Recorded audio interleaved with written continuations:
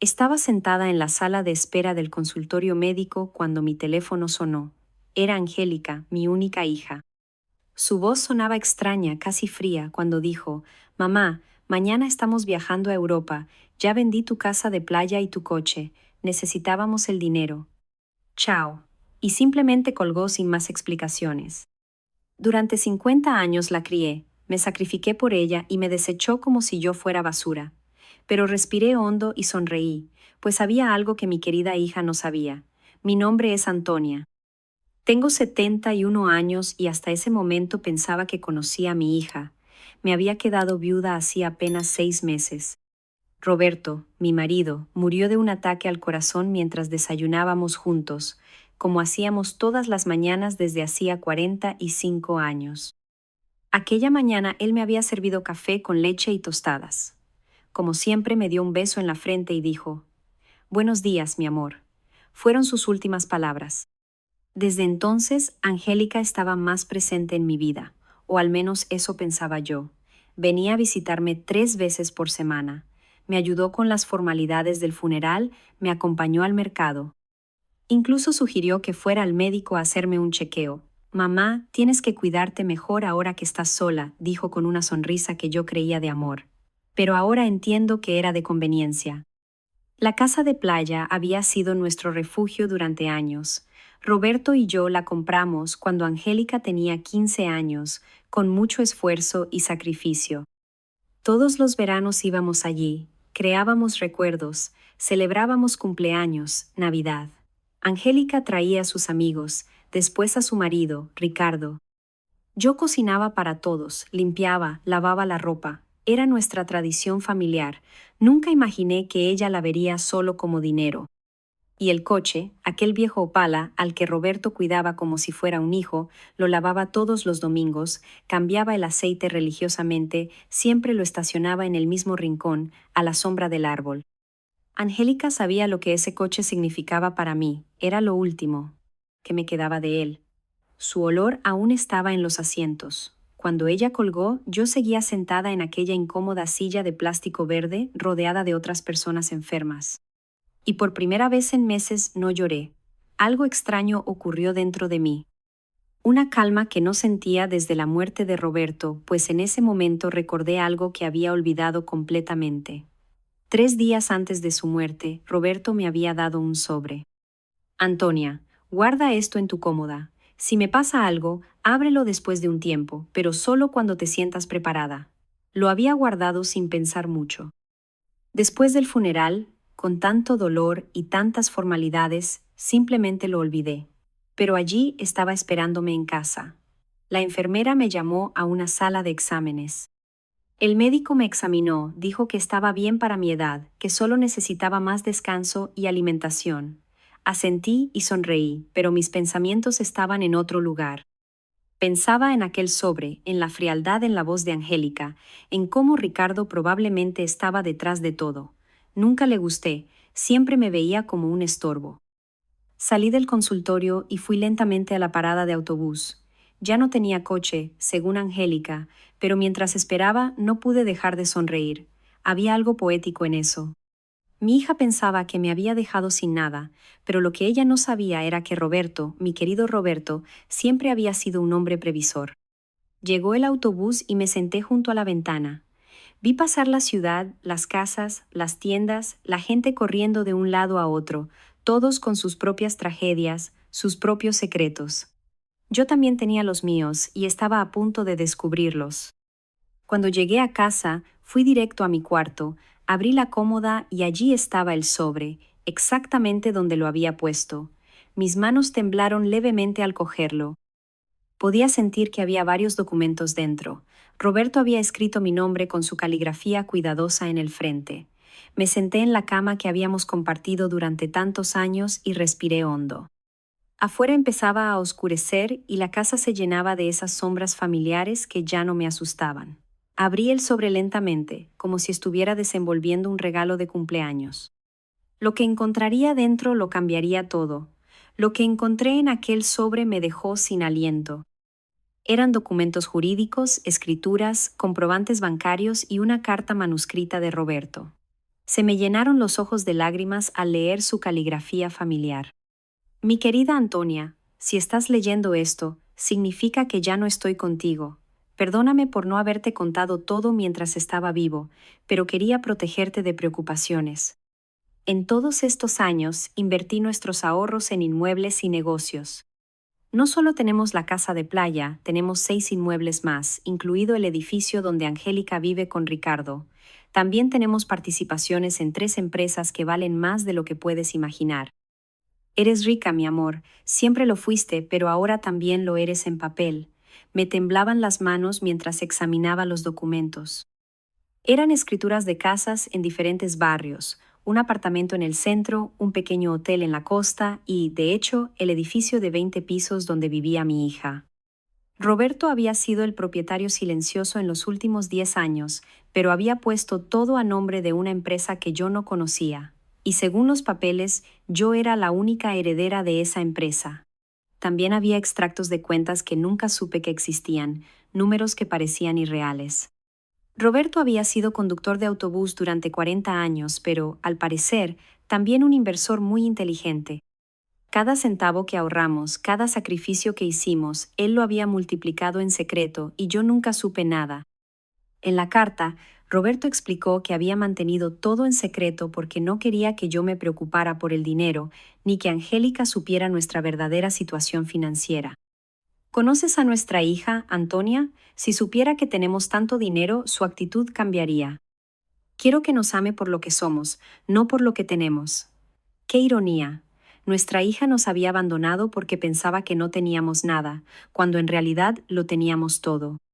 Aquella noche no pude dormir. Caminé por la casa tocando los muebles antiguos, los adornos que Angélica siempre criticaba como anticuados. Miré las fotos de familia en la pared, especialmente aquella en la que ella tenía 5 años y estaba sentada en el regazo de Roberto, riendo. ¿A dónde había ido aquella niña dulce cuando se volvió tan fría, tan calculadora? A la mañana siguiente, el teléfono sonó muy temprano. Era Angélica otra vez. Su voz sonaba diferente, más suave. Pero yo ya había aprendido a desconfiar de ese cambio de tono. Mamá, ¿cómo estás? Quería decirte que ya transferimos el dinero de la casa y del coche. Depositamos tu parte en tu cuenta. No es mucho, pero te alcanzará para unos meses mientras buscas algo más pequeño. ¿Mi parte? Pregunté con voz calma. Sí, mamá. Obviamente no queríamos dejarte sin nada. Te dimos el 30%. Es justo, ¿no? Necesitábamos el dinero para la inversión en Europa. Ricardo tiene una oportunidad de negocio increíble allí. El 30% de mis propias cosas. ¡Qué generosidad! Entiendo, hija. ¿Y cuándo se van? Esta tarde, ya hicimos las maletas. Estaremos fuera al menos 6 meses, quizá más si el negocio va bien, pero no te preocupes, mamá. Cuando volvamos, te ayudaremos a encontrar un apartamento pequeño, algo que se ajuste a tus necesidades.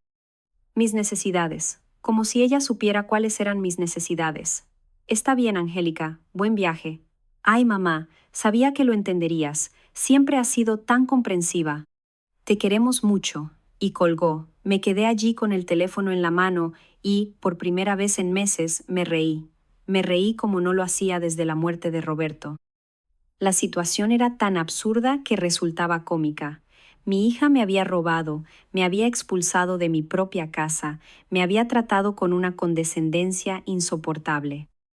Y todo eso para financiar una aventura europea que probablemente sería un desastre. Pero lo que más me molestaba no era el dinero, era la facilidad con la que me había desechado. Años de mi vida dedicados a ella, llenos de sacrificio, amor incondicional, y me sacó de su vida con una llamada de 2 minutos. Eso dolió. Verifiqué mi cuenta bancaria en línea. De hecho, habían depositado un valor que probablemente les parecía generoso, pero para mí era una broma. Habían vendido la casa de playa muy por debajo de su valor, probablemente porque necesitaban dinero rápido, y el coche de Roberto lo habían liquidado. Aquella tarde, desde mi ventana, vi a Angélica y a Ricardo cargar maletas en un taxi. Él llevaba 2 maletas enormes. Ella llevaba un bolso de viaje muy caro. Los vi reír, besarse, hacer planes. Parecían 2 adolescentes ansiosos por una aventura. Nunca miraron hacia mi ventana, nunca se despidieron. Cuando el taxi se fue, me senté en la cocina con una taza de té y los documentos de Roberto esparcidos sobre la mesa. Tenía que tomar decisiones. Podría haber llamado a un abogado, exigir mis propiedades de vuelta, recuperar todo lo que me habían quitado. Pero algo me decía que había una manera mejor de lidiar con esto, una manera más instructiva.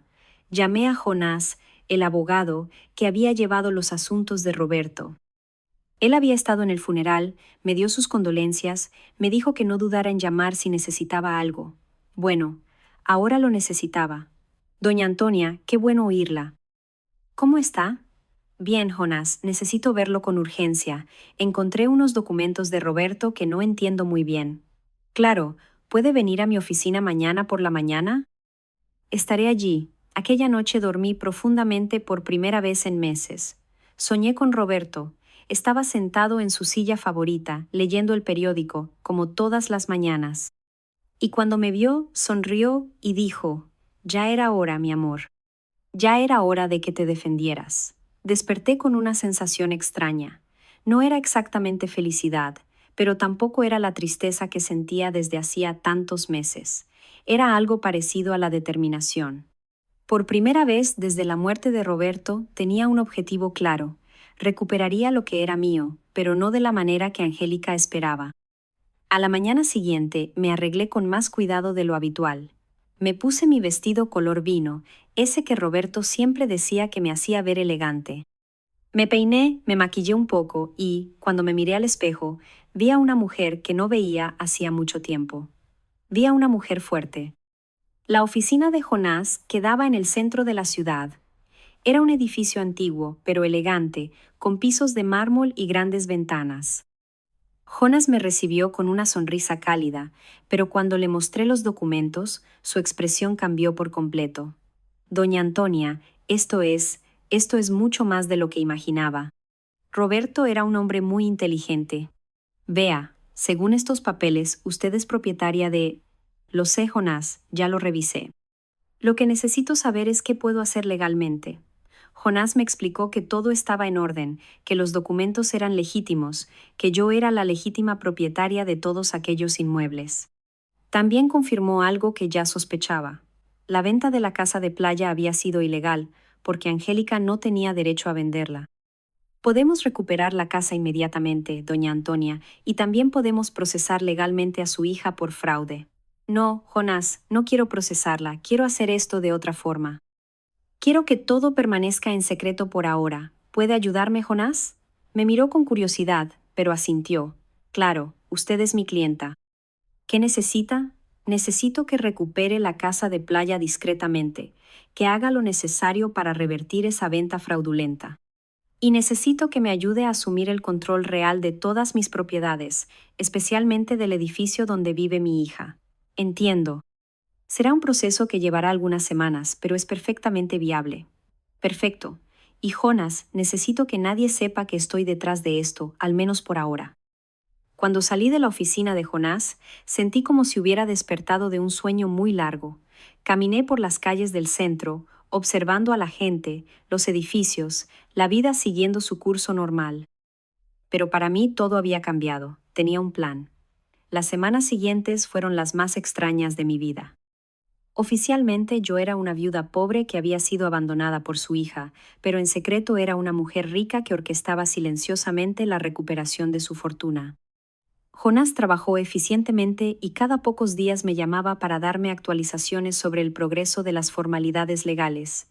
Decidí quedarme en mi casa por ahora. Al fin y al cabo, era mía. Aunque Angélica probablemente esperaba que me mudara a una habitación amueblada, todas las mañanas me despertaba, desayunaba en la misma mesa donde Roberto y yo pasamos tantos años, y luego salía a pasear por el barrio. Los vecinos me saludaban con esa mezcla de pena y curiosidad que reservan para las mujeres recién viudas.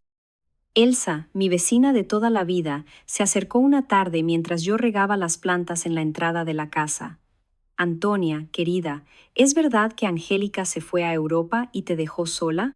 Sí, Elsa, se fue con Ricardo. Tienen planes de negocios por allá. ¿Y cómo vas a vivir, hija mía? Todos sabemos que Roberto no dejó mucho dinero.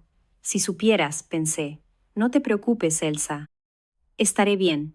Si necesitas algo, puedo traerte comida, ayudarte con las compras. Eres muy amable.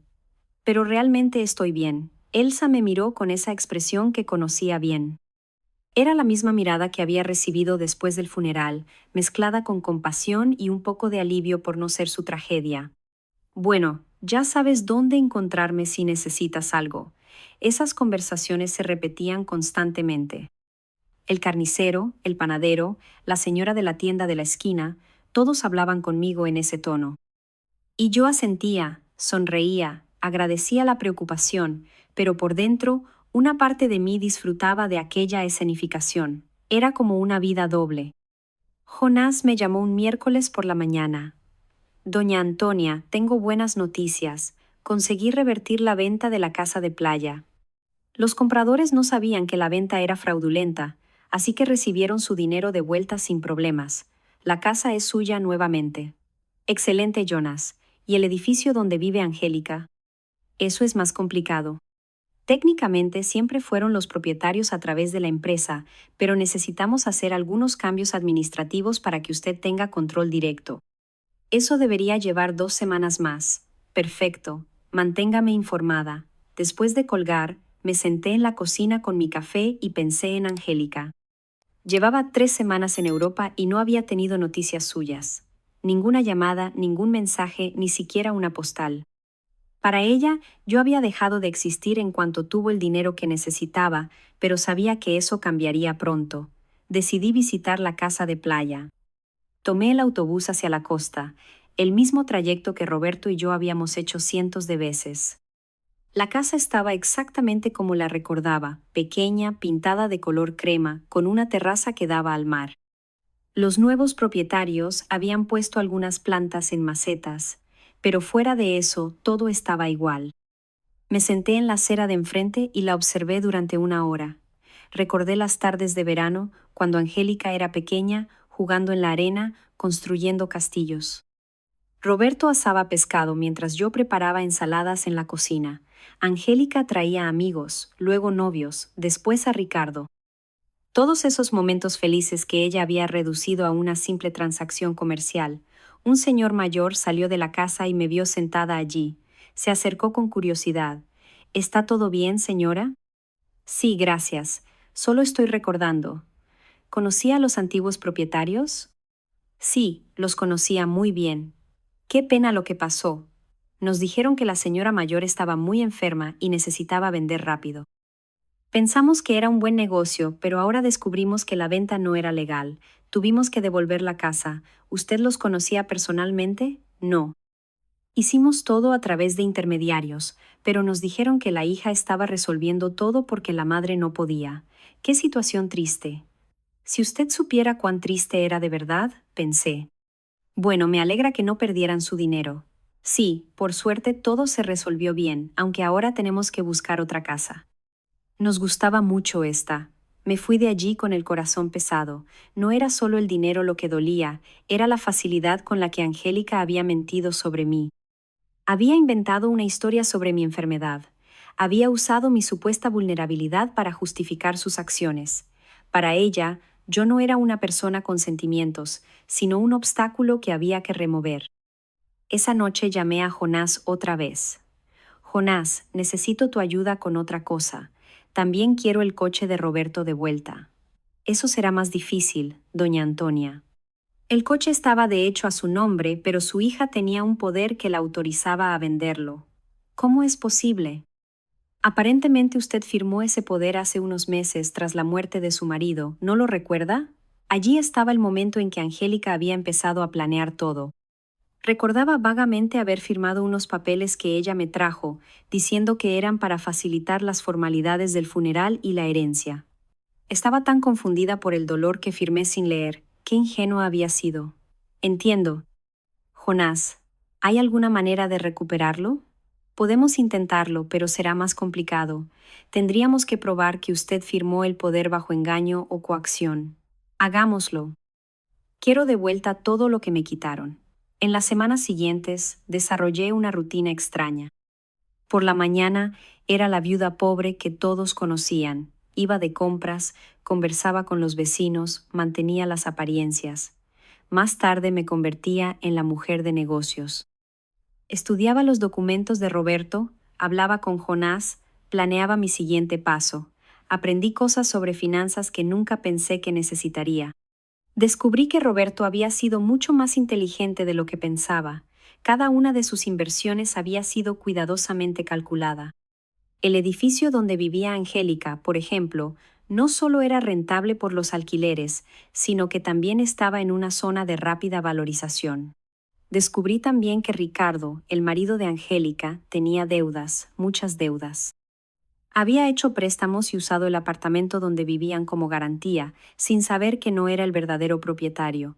Si los bancos se enteraban, tendría serios problemas. Jonás me llamó un viernes con noticias importantes.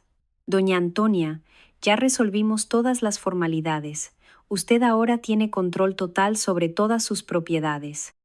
También conseguí recuperar el coche de Roberto. El comprador resultó ser conocido mío, y cuando le expliqué la situación, aceptó devolverlo por una pequeña compensación. Excelente trabajo, Jonás. Ahora necesito tu ayuda con una cosa más. Quiero que envíes una carta a mi hija. ¿Qué tipo de carta? Una notificación de desalojo. Hubo silencio del otro lado de la línea. Doña Antonia, ¿está segura de que quiere hacer esto? Al fin y al cabo, es su hija. Jonás, mi hija me expulsó de mi propia casa con una llamada de 2 minutos. Vendió mis cosas sin preguntarme. Me trató como si yo fuera basura. Ahora va a aprender que las acciones tienen consecuencias. Entiendo. Solo quería asegurarme de que usted consideró todas las implicaciones. Las consideré, Jonás, todas. Aquella noche no pude dormir. Me quedé despierta imaginando la cara de Angélica al leer la carta, la confusión inicial, luego la incredulidad, después el pánico. Probablemente pensaría que era un error, que alguien intentaba engañarla, pero cuando llamara para verificar, descubriría que todo era perfectamente legal. Al día siguiente, como si estuviera esperando mi llamada, el teléfono sonó a las 8 de la mañana. Era Angélica y su voz sonaba desesperada. Mamá, mamá, necesito hablar contigo con urgencia. Buenos días, hija. ¿Cómo fue Europa? Mamá, no tengo tiempo para eso ahora. Recibí una carta muy extraña ayer.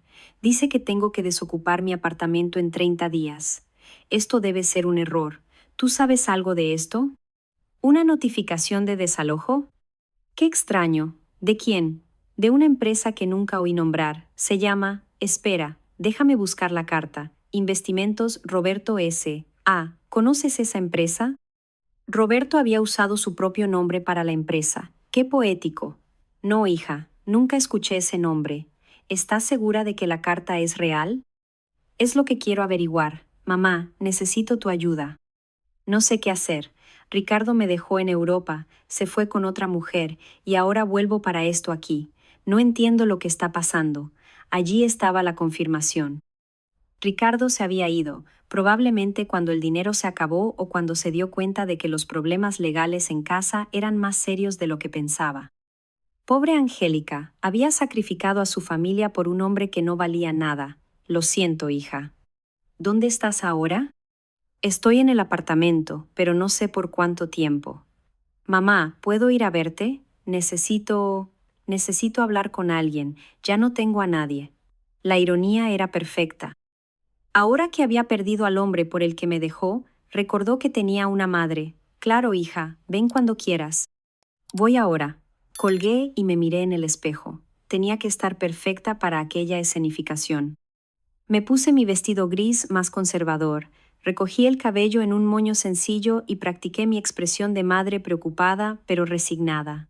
Cuando Angélica llegara, vería exactamente lo que esperaba. Una viuda pobre y vulnerable que había sido abandonada por su propia hija.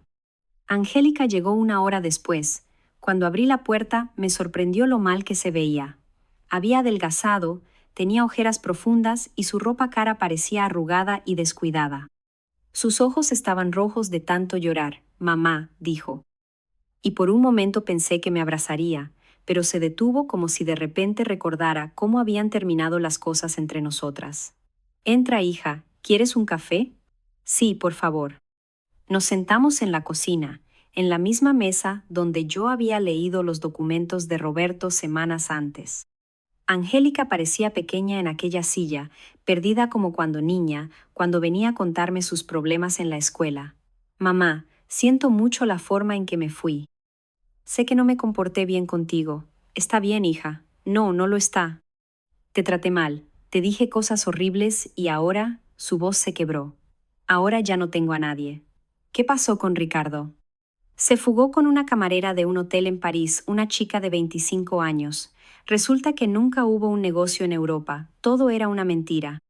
Solo quería huir de las deudas aquí y usó el dinero de la venta de tu casa para financiar su aventura. ¿Todas las deudas? Sí, mamá, muchas deudas. Parece que había hecho préstamos durante años usando el apartamento donde vivíamos como garantía, pero ahora descubro que él no era el propietario del apartamento. ¿Cómo es posible? Allí estaba mi oportunidad. No lo sé, hija. Los asuntos inmobiliarios son muy complicados. El problema es que los bancos ahora me persiguen por las deudas de él. Dicen que, como estábamos casados, yo también soy responsable. Y además, esa notificación de desalojo, mamá, no sé qué hacer, no tengo dinero, no tengo trabajo, no tengo dónde vivir. Se echó a llorar. Lágrimas verdaderas, desesperación genuina, y por un momento mi corazón de madre se ablandó. Quise abrazarla, consolarla, decirle que todo estaría bien, pero entonces recordé la frialdad en su voz cuando me llamó desde el médico, la facilidad con la que me había desechado, la manera en que me habló como si yo fuera un estorbo. ¿Hablaste con un abogado sobre la carta? No tengo dinero para un abogado, mamá. Gastamos todo el dinero en Europa. Ricardo se llevó lo poco que quedaba cuando se fue con esa mujer. ¿Y qué vas a hacer? No lo sé. Pensé que tal vez podría quedarme contigo por un tiempo, solo hasta conseguir un empleo y encontrar un apartamento pequeño donde vivir. Allí estaba la pregunta que estaba esperando. Después de expulsarme de mi propia casa, después de vender mis cosas, después de tratarme como basura, ahora quería que la salvara. Quería que la viuda pobre que había inventado la salvara de las consecuencias de sus propias acciones. Claro, hija, esta siempre será tu casa. Angélica me miró sorprendida, como si no esperara que fuera tan fácil. ¿De verdad, mamá, después de todo lo que pasó? Eres mi hija, Angélica, eso nunca va a cambiar. Se levantó y me abrazó esta vez. Fue un abrazo desesperado de alguien que se está ahogando y se agarra a lo único que encuentra. Yo la abracé también, pero no con el amor incondicional de antes. Ahora había cálculo en mi abrazo. Estrategia. Gracias, mamá. Prometo que encontraré un empleo pronto, no seré una carga.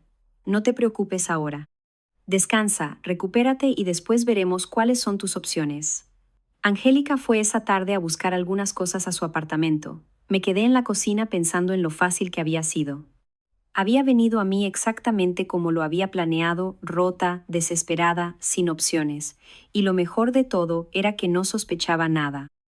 Para ella, yo seguía siendo la madre pobre y abandonada que necesitaba su lástima. Pero esa era solo la primera parte de mi plan. Dejarla vivir conmigo me daría la oportunidad perfecta para la siguiente fase. La dejaría acomodarse, sentirse segura, creer que había encontrado refugio en mi casa y entonces, cuando menos lo esperara, le mostraría la diferencia entre pobreza por elección y pobreza por consecuencia. Esa noche llamé a Jonas. Jonas, necesito que hagas una cosa más por mí. Diga, doña Antonia. Quiero que investigue las deudas de Ricardo. Quiero saber exactamente cuánto debe a quién y cuáles son las opciones legales que tengo para separarlas de mi hija. Esto llevará tiempo, pero es viable. Perfecto. Y Jonás, quiero que mantengas esto en absoluto secreto. Nadie puede saber que estoy detrás de esta investigación. Claro, doña Antonia. ¿Puedo preguntar cuál es su plan final? Mi plan, Jonas, es muy simple. Voy a salvar a mi hija. Pero primero necesita entender lo que realmente significa tocar fondo. Cuando colgué, me serví una copa de vino que Roberto había guardado para ocasiones especiales. Hacía mucho que no tenía una ocasión tan especial como esta. El juego había comenzado y, por primera vez en meses, tenía todas las buenas cartas en la mano. Angélica se mudó a mi casa al día siguiente. Llegó con 2 maletas y una caja, todo lo que quedaba de su vida anterior.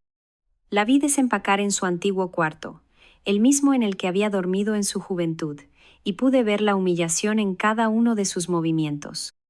Había pasado de vivir en un apartamento lujoso a refugiarse en el cuarto de su juventud. Mamá, encontré esto en el apartamento, me dijo mostrándome un sobre. Estaba entre las cosas de Ricardo, tiene tu nombre. Era otro sobre de Roberto. Mi corazón se aceleró, pero mantuve la compostura. ¿Mi nombre? ¡Qué extraño! Sí, mira, me mostró el sobre. De hecho, mi nombre estaba escrito con la caligrafía de Roberto, pero este sobre era diferente al que había encontrado en mi cómoda. Este era más pequeño, más nuevo. Tal vez Ricardo lo encontró entre las cosas de papá cuando murió y se olvidó de dármelo, dijo Angélica. ¿Es posible? ¿Puedo ver? Abrí el sobre en su presencia. Dentro había una breve carta y una pequeña llave. La carta decía: Antonia, si estás leyendo esto después de que te di el sobre principal, significa que nuestra hija está pasando por un momento difícil.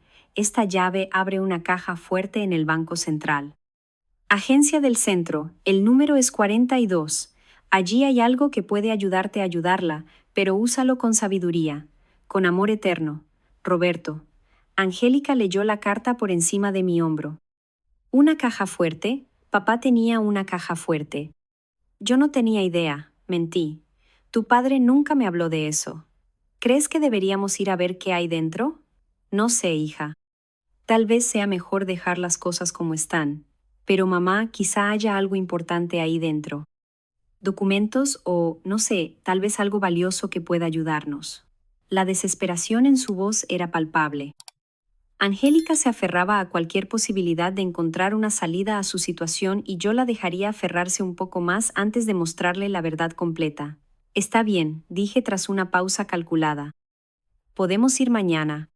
Aquella noche, Angélica y yo cenamos juntas por primera vez en meses. Ella había cocinado para ser útil, pero la comida tenía sabor a culpa y desesperación. Me contó más detalles sobre lo que había pasado en Europa y cada historia era peor que la anterior. Ricardo me mintió sobre todo, mamá. No solo sobre el negocio, también sobre las deudas. Yo pensé que debía solo un poco de dinero, pero resulta que debe más de 500. Cero DDS.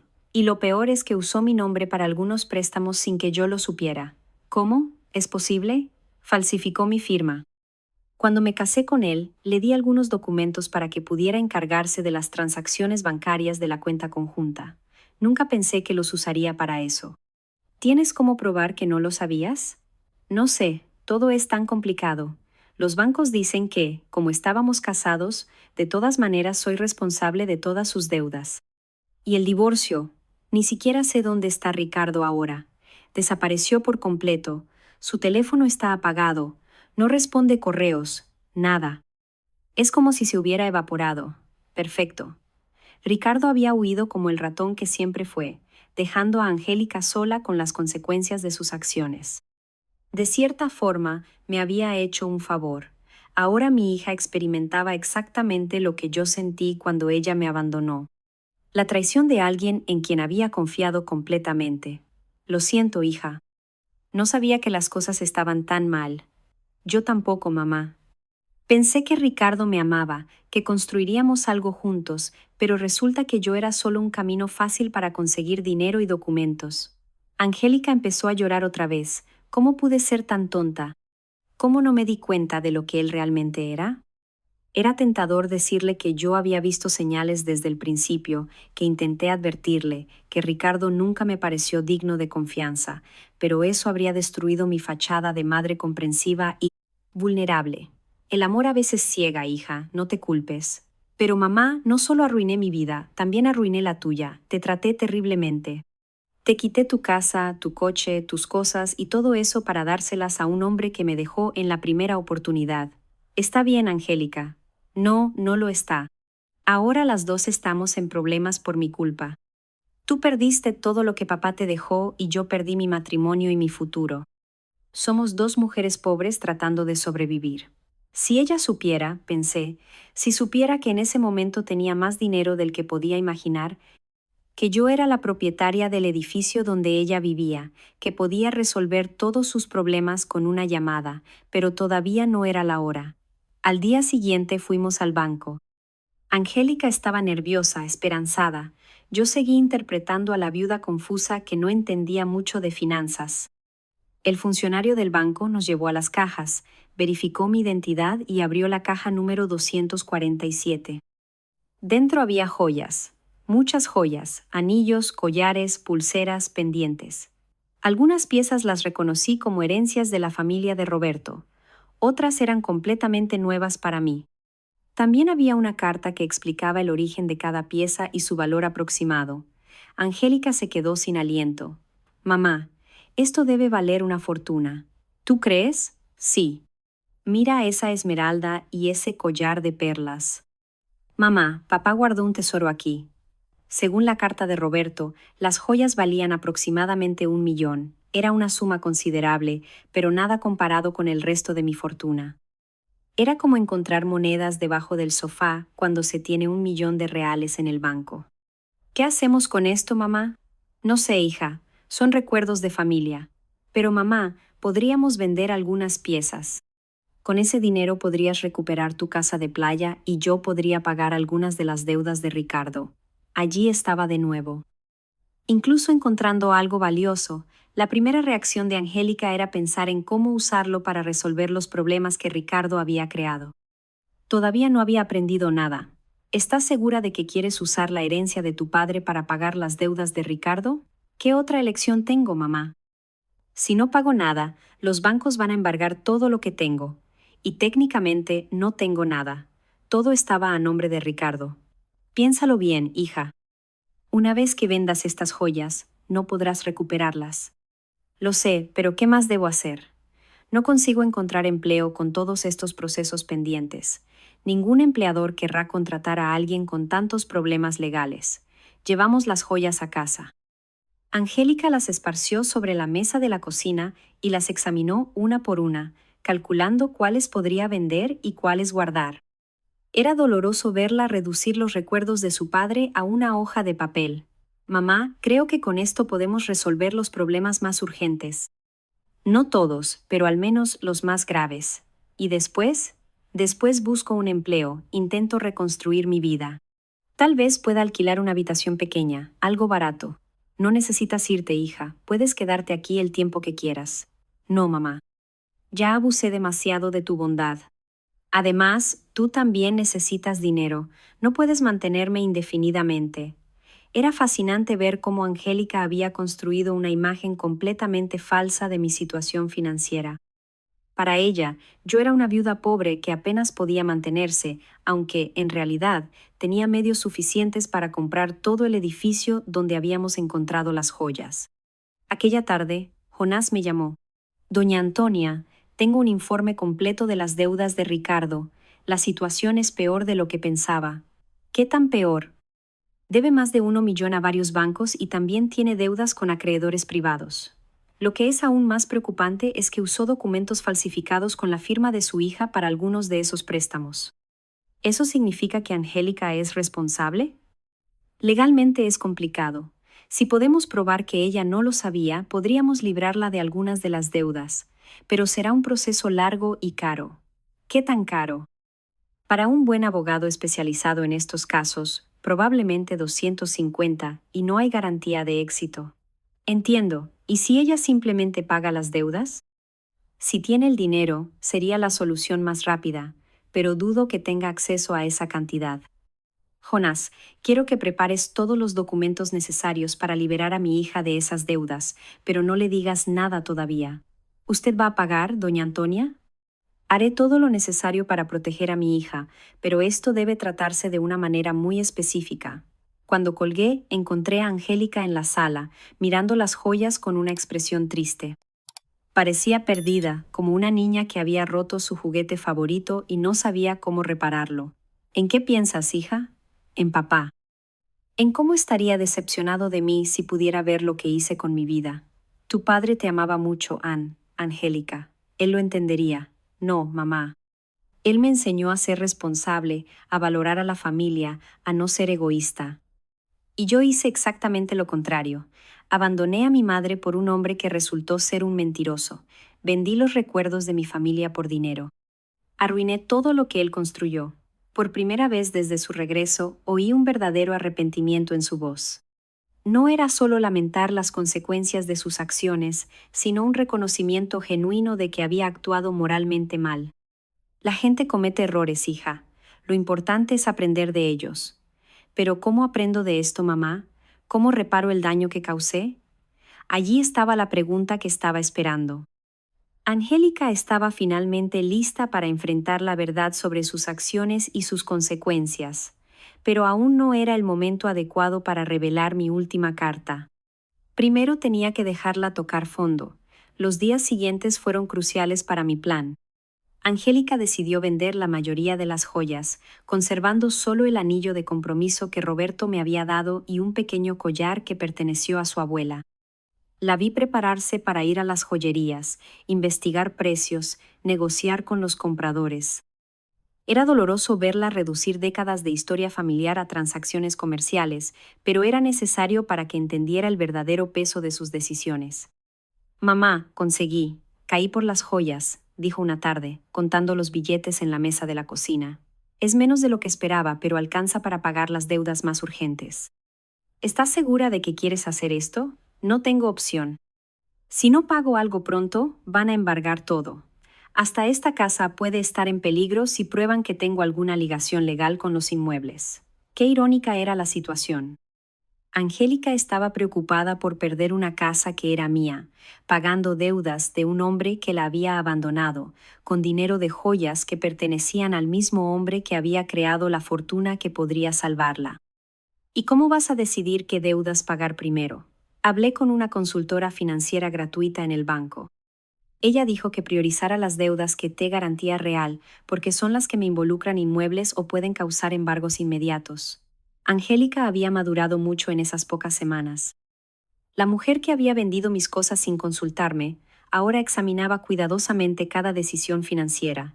El sufrimiento la había vuelto más responsable, pero también más frágil. Aquella noche, mientras ella organizaba los documentos de deuda en la mesa, recibí una llamada de Jonás. Doña Antonia, tengo noticias importantes. Localizamos a Ricardo. ¿Dónde está? En París, como su hija sospechaba, pero aquí está lo interesante. Está intentando obtener una autorización de residencia francesa a través de un matrimonio de fachada con esa joven que su hija mencionó. ¿Un matrimonio de fachada? Sí, aparentemente la chica necesita documentos y él necesita una manera de quedarse en Europa sin ser deportado. Pero lo más importante es que encontramos pruebas de que falsificó intencionalmente los documentos de su hija con la intención de huir del país. ¿Eso significa que Angélica puede ser liberada de las deudas? Con esas pruebas, sí, podemos demostrar fraude y coacción. Su hija no tendría que pagar nada de lo que Ricardo hizo a sus espaldas. Era perfecto. Tenía la manera de liberar a Angélica legalmente de todas sus deudas, sin que sospechara que yo tenía el dinero para hacerlo. Jonás, quiero que inicies el proceso legal inmediatamente. ¿Debo decírselo a su hija? No, quiero que el proceso esté completamente concluido antes de decirle cualquier cosa. No quiero darle falsas esperanzas. Entendido. Esto llevará unas 3 semanas, quizá un mes. Perfecto. Cuando colgué, Angélica me miró con curiosidad. ¿Quién era mamá? Una señora que preguntó por doña Marisa, la vecina de la esquina. Marcó mal. Mentir se había vuelto fácil. Cada día que pasaba, me sentía más cómoda con esa doble vida que llevaba. Por un lado, era la madre pobre y abandonada que Angélica pensaba que era. Por otro, era una mujer rica que orquestaba silenciosamente la salvación y la educación de su hija. En las 2 semanas siguientes, vi a Angélica luchar con decisiones que nunca había tenido que tomar antes. ¿Cómo estirar el dinero para la comida? ¿Cómo negociar con acreedores? ¿Cómo buscar empleo cuando el crédito está arruinado? Era una educación cruel, pero necesaria. Mamá, hoy tuve 3 entrevistas de trabajo, me contó una tarde, llegando a casa exhausta, con los pies hinchados y el rostro cansado. En 2 me dijeron que no podían contratarme por los procesos pendientes. En la tercera me ofrecieron un empleo de medio tiempo como limpiadora de oficina por las noches. ¿Lo vas a aceptar? No tengo opción. Paga muy poco, pero es mejor que nada. Y puedo trabajar de noche para seguir buscando algo mejor durante el día. Mi hija, que había llevado una vida cómoda durante más de 40 años, preparándose para limpiar oficinas por la noche, me partió el corazón, pero también me llenó de orgullo. Finalmente estaba enfrentando la realidad, sin esperar que otra persona resolviera sus problemas. ¿Estás segura de que puedes con tanto trabajo físico? Tendré que aprender. Ya no puedo ser una carga para ti, mamá. Ya es suficiente con que me dejes vivir aquí gratis. Esta es tu casa, Angélica. No, mamá, esta es tu casa. Y estoy aquí por tu generosidad, pero no voy a abusar de eso para siempre. Una noche, mientras Angélica estaba en su primer turno de limpieza, Elsa vino a visitarme. Se sentó conmigo en la cocina, tomó té y miró las fotos de familia que adornaban las paredes. Antonia, necesito preguntarte algo. ¿Qué quieres decir? Cuando se fue, parecía tan segura, tan arrogante. Hablaba de la gran vida que tendría en Europa, de lo exitoso que era Ricardo. Y ahora vuelve completamente destruida, trabajando como limpiadora, viviendo contigo de nuevo. La vida da muchas vueltas, Elsa. Sí, pero hay más. He observado a Angélica estos días y parece diferente, no solo triste, sino humilde, como si hubiera aprendido algo importante. Elsa siempre fue muy observadora. ¿Qué crees que aprendió? Creo que aprendió el valor de las cosas que daba por sentadas, como tener una madre que la ama incondicionalmente, tal vez. Antonia, ¿puedo decirte una cosa? Cuando Angélica se fue y te trató tan mal, muchos pensamos que nunca la perdonarías, pero aquí estás de nuevo, cuidando de ella, dándole un hogar cuando no tiene a dónde ir. Es mi hija, Elsa. Sí, pero no todas las madres harían lo que tú estás haciendo, especialmente después de haber sido tratadas como tú fuiste. Si Elsa supiera la verdad completa, que yo tenía el poder de resolver todos los problemas de Angélica, pero elegí dejarla sufrir un poco más para que aprendiera la lección completa. ¿Crees que estoy haciendo lo correcto? Creo que estás haciendo lo que haría una buena madre, pero también creo que Angélica necesita entender completamente lo que perdió cuando te dejó. ¿Qué quieres decir? Creo que necesita valorarte, no solo como la madre que la salva cuando está en apuros, sino como la mujer fuerte que construyó una vida estable durante 45 años. Necesita respetarte, no solo necesitarte.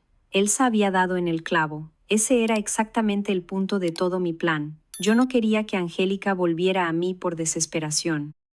Quería que volviera por respeto genuino y amor maduro. ¿Y cómo crees que eso puede pasar?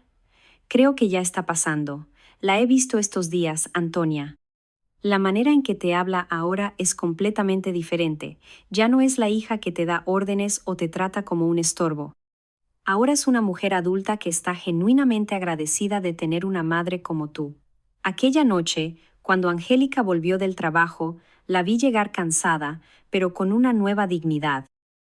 Había ganado esos pocos reales con su propio esfuerzo y eso significaba algo para ella. ¿Cómo fue tu primer día? Difícil, pero no tan malo como pensaba. Las otras señoras que trabajan allí me ayudaron mucho. Una de ellas, doña María, me mostró trucos para limpiar de manera más eficiente. ¿Doña María? Sí, tiene 60 años y limpia oficinas desde hace 20.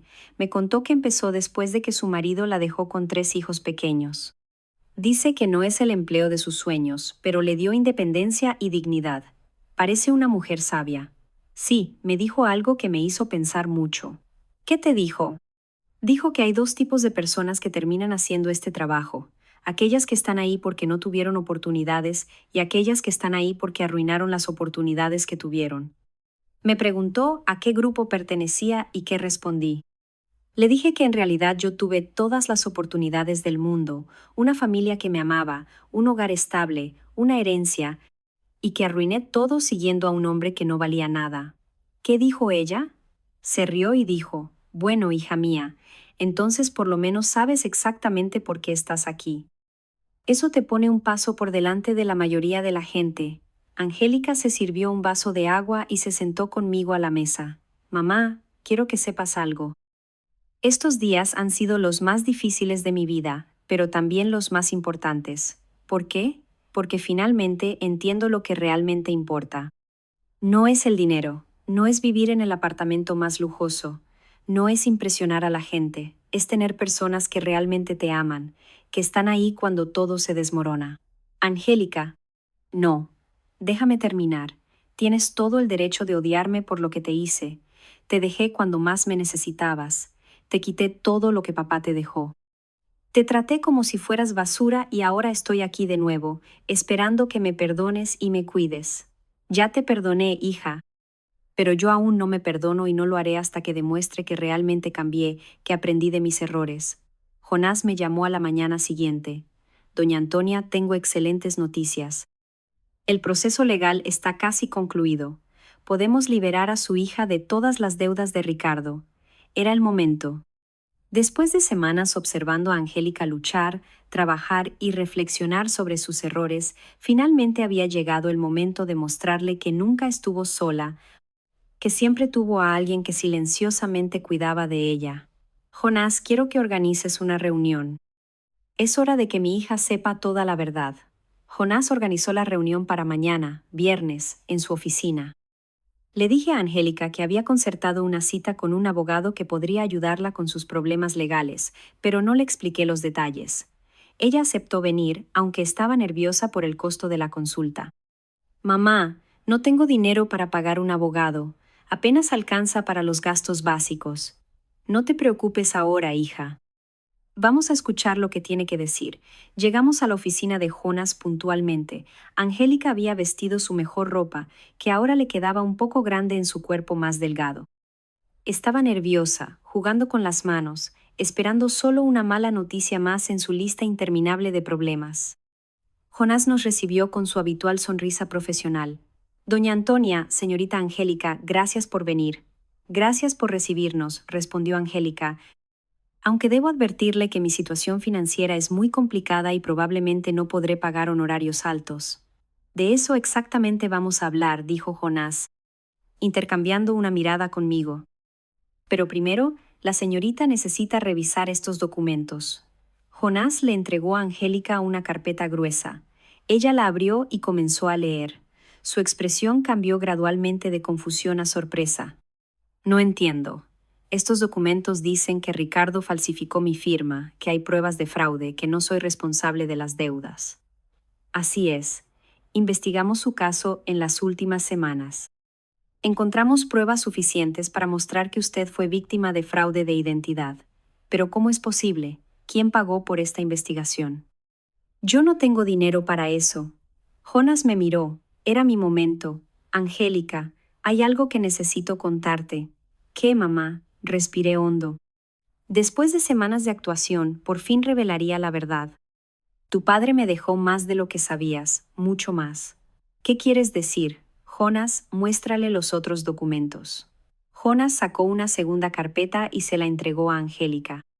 Esta vez eran las escrituras de propiedad, los extractos bancarios, los certificados de inversión, toda la fortuna que Roberto había construido en secreto. Angélica leyó en silencio durante varios minutos. Su rostro pasó por toda la gama de emociones: confusión, incredulidad, choque y finalmente comprensión. Mamá, aquí dice que eres propietaria del edificio donde yo vivía. Sí. Y que tienes otros inmuebles, cuentas bancarias, inversiones. Sí. ¿Eso significa que cuando vendí la casa de playa, era tu casa y la venta fue fraudulenta? Ya la recuperé. Angélica miró los papeles tratando de procesar la información. ¿Desde cuándo sabías esto? Desde el día en que me llamaste desde el médico. ¿Sabías todo esto cuando volví de Europa y te pedí ayuda? Sí. ¿Sabías que podías resolver todos mis problemas cuando me veías llorar cada noche? Sí. Hubo un largo y tenso silencio. Angélica cerró las carpetas y me miró directamente a los ojos. ¿Por qué, mamá? ¿Por qué me dejaste sufrir si podías haberme ayudado? Esa era la pregunta que esperaba desde hacía semanas. Porque necesitabas aprender algo que no podrías aprender de otra manera. ¿Qué? Necesitabas aprender el valor de las cosas que habías perdido, el valor de la familia, del respeto, de la responsabilidad. Cuando me dejaste, no solo me quitaste dinero, fue dignidad, fue amor, fue confianza. Angélica empezó a llorar, pero no eran lágrimas de autocompasión como las que había derramado esas semanas. Eran lágrimas de comprensión profunda. Te dejé cuando más me necesitabas. Sí. Te traté como si fueras basura. Sí. Y aún así me salvaste. Sí, pero no de la manera que esperabas. No te salvé dándote dinero para que siguieras cometiendo los mismos errores. Te salvé dejándote tocar fondo para que pudieras aprender a salvarte. Jonás intervino discretamente. Señorita Angélica, su madre pagó todos los gastos legales para librarla de las deudas de Ricardo. También recuperó todos los inmuebles que fueron vendidos fraudulentamente. Usted está completamente libre de problemas legales. Y el empleo de limpiadora que consiguió puede dejarlo si quiere. Yo dije, pero espero que no lo haga. ¿Por qué? Porque ese empleo te enseña algo que nunca aprendiste cuando todo era fácil.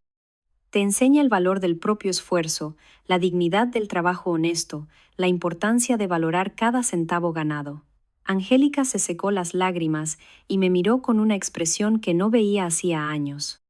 No era la mirada de una hija que necesita a su madre, sino la mirada de una mujer adulta que respeta a otra mujer. ¿Me perdonas, mamá? Hace mucho que te perdoné, hija. La cuestión es si tú puedes perdonarte. No sé si puedo. He hecho cosas imperdonables. La gente comete errores, Angélica. Lo importante es lo que hacemos después de reconocer esos errores. Jonás nos dejó solas en su oficina por unos minutos.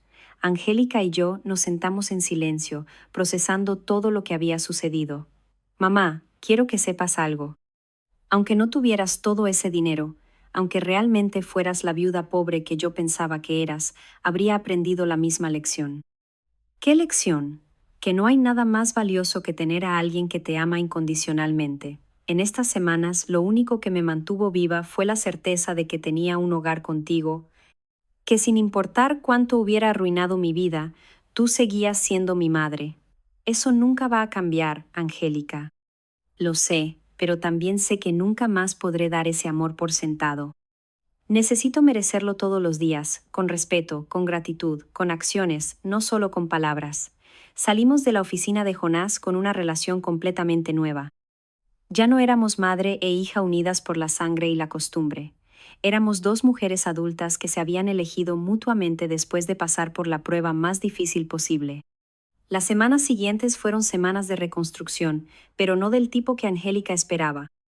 Aunque ahora sabía que yo tenía medios suficientes para resolver todos sus problemas, decidió mantener su trabajo nocturno de limpieza. Mamá, necesito terminar lo que empecé, dijo una tarde mientras se arreglaba para el trabajo. No puedo simplemente volver a una vida cómoda como si nada hubiera pasado. ¿Estás segura? No necesitas castigarte para siempre. No es un castigo. Es una manera de recordarme quién era y quién quiero ser ahora. La vi ponerse su uniforme de trabajo, algo impensable hacía unos meses, cuando vivía en el apartamento lujoso con Ricardo, pero había algo diferente en su postura, en la manera en que se movía. Ya no era la mujer rota que había llegado a mi puerta llorando. Era alguien que había encontrado dignidad en el trabajo honesto. Elsa vino a visitarme esa tarde, como hacía cada pocos días desde el regreso de Angélica. Antonia, necesito confesarte una cosa, dijo mientras se servía una segunda taza de té. Al principio, pensé que había sido muy cruel con Angélica. ¿Y qué piensas ahora? Ahora pienso que ha sido la madre más sabia que he conocido. Mira a tu hija, mírala. Era realmente verdad. La Angélica que estudiaba para sus pruebas en la sala era completamente diferente de la que había ido a Europa meses antes. Esa Angélica tenía una serenidad interior, una autoconfianza basada en sus propios logros, no en posesiones materiales. ¿Sabías que vi a Angélica en el mercado ayer comprando vegetales para una familia a la que ayuda a través de su trabajo? Ella no me lo había contado, y cuando le pregunté por qué estaba usando su propio dinero en lugar del presupuesto del gobierno, dijo que algunas cosas no se pueden medir en presupuestos oficiales. Esa noche, Angélica y yo cenamos en la terraza, algo que habíamos convertido en tradición. Era nuestro momento para hablar del día, planear el futuro y simplemente disfrutar de la compañía mutua. Mamá, recibí una carta muy extraña hoy, dijo mientras cortaba su ensalada. ¿De quién? De Ricardo. Se me tensaron los músculos. Ricardo, ¿te escribió desde dónde? Desde la cárcel en Francia. Aparentemente, fue condenado a 2 años por fraude matrimonial. La carta dice que se arrepiente de todo lo que hizo, que quiere pedir perdón. ¿Y cómo te sientes al respecto? Honestamente, no siento nada, ni rabia, ni tristeza, ni deseo de venganza. Es como si esa parte de mi vida hubiera pasado hace décadas, no meses. ¿Vas a responderle? No. No porque lo odie, sino porque no hay nada que decir. La Angélica que se casó con él ya no existe. Esa Angélica no tiene nada que conversar con él. Me impresionó la madurez en su voz. La mujer que estaba sentada frente a mí había desarrollado una fuerza interior que venía de haber tocado fondo y haberse levantado. ¿Sabes qué me enseñó toda esta experiencia, mamá? ¿Qué? Que el amor verdadero no es el que te dice lo que quieres oír. El amor verdadero es el que te enseña lo que necesitas aprender, aunque duela. Es una lección difícil, sí, pero necesaria. Ricardo me dijo lo que yo quería oír. Me hizo sentir especial. Me convenció de que merecía una vida de lujo, sin esfuerzo. Tú me enseñaste que la verdadera riqueza viene del trabajo, del respeto y de las relaciones genuinas. Esa noche, después de que Angélica se fue a su cuarto a estudiar, me senté sola en la terraza, mirando las estrellas y pensando en Roberto. Le había prometido que cuidaría de nuestra hija, y finalmente sentí que había cumplido esa promesa de la manera correcta. No la cuidé dándole dinero cuando lo necesitaba, la cuidé enseñándole a cuidarse. No la salvé resolviendo sus problemas, la salvé permitiendo que los resolviera por sí misma. Al día siguiente era domingo y habíamos planeado visitar la casa de playa juntas por primera vez desde su recuperación. Angélica no había querido ir antes, diciendo que necesitaba tiempo para procesar todo lo que había pasado. ¿Estás lista? Le pregunté mientras subíamos al coche. Creo que sí. El viaje fue silencioso pero agradable. Cuando llegamos, Angélica se quedó un momento en el coche, mirando la casa donde habíamos pasado tantas vacaciones en familia. Parece exactamente igual, dijo finalmente. Algunas cosas no cambian, pero otras sí. Yo ya no soy la misma persona que vendió esta casa. Entramos juntas. La casa estaba limpia y ordenada, exactamente como Roberto y yo la mantuvimos durante años. Angélica pasó por cada cuarto, tocó los muebles, miró las fotos de familia que colgaban de las paredes. Mamá, quiero pedir perdón. ¿Ya pediste perdón, hija?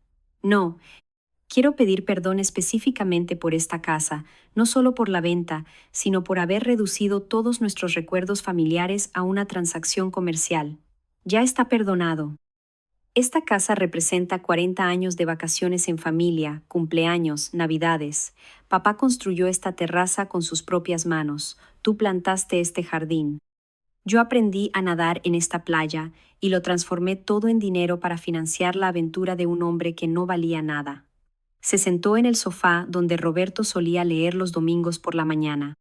¿Sabes qué es lo que más me duele? ¿Qué? Que no sentí nada cuando la vendí. Era solo otro inmueble. Ahora que estoy aquí de nuevo, puedo sentir a papá en cada rincón.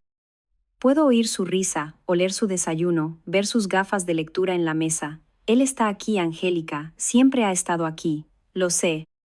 Y también sé que está orgulloso de cómo manejaste todo esto. Pasamos todo el día en la casa, cocinando juntas, limpiando, arreglando pequeños detalles. Era como un ritual de reconexión, no solo con el lugar, sino con los valores que ese lugar representaba. Cuando el sol comenzó a ponerse, nos sentamos en la terraza que Roberto había construido, mirando el mar. Mamá, tengo una propuesta. ¿Cuál? Quiero que transformemos esta casa en un refugio temporal para mujeres que vienen de situaciones de violencia doméstica. Un lugar donde puedan quedarse mientras reconstruyen sus vidas. Era la propuesta perfecta. Roberto habría amado la idea de que su casa de playa ayudara a otras familias. Sí, es una idea hermosa, hija. Podemos usar parte de los fondos de la fundación para mantenerla y yo puedo supervisar el programa a través de mi trabajo. ¿Estás segura de que quieres transformar nuestro refugio familiar en algo así, mamá? Los mejores refugios son los que se comparten. Papá siempre dijo que una casa solo es realmente un hogar cuando abre sus puertas a otras personas que necesitan amor. Tenía razón. Roberto siempre fue generoso con nuestra casa e invitó a parientes, amigos y vecinos que necesitaban un lugar donde quedarse. Volvimos a casa esa noche con un nuevo proyecto y una relación completamente renovada. Ya no éramos madre e hija unidas por el deber o la necesidad. Éramos dos mujeres que habían elegido conscientemente construir una vida juntas basada en el amor, el respeto y un objetivo común. Esa noche, antes de dormirme, le hablé en silencio a Roberto. Lo logramos, mi amor. Nuestra hija finalmente entendió lo que realmente importa. Y por primera vez desde su muerte sentí que respondía, siempre supe que lo lograrían. Las dos son más fuertes de lo que piensan. La justicia no vino como venganza, sino como educación, no como castigo, sino como transformación. Y al final, las dos ganamos algo mucho más valioso que el dinero. Ganamos una relación auténtica construida sobre bases sólidas que ninguna crisis futura podría destruir.